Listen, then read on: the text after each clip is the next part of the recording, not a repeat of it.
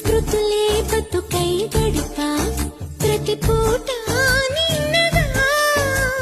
సుడిలో పడవై తిరిగా నిన్ను చేరే ముందుగా వెతికే గుండెలోగిలో వెలిగా చైత్ర పాడ్యమిలా మెరిసే కంటి పాపలలో వెలిసా నిత్య పౌర్ణమిలా ఎందుకిలా అల్లినదో వన్నెల వెన్నెల కాంతివల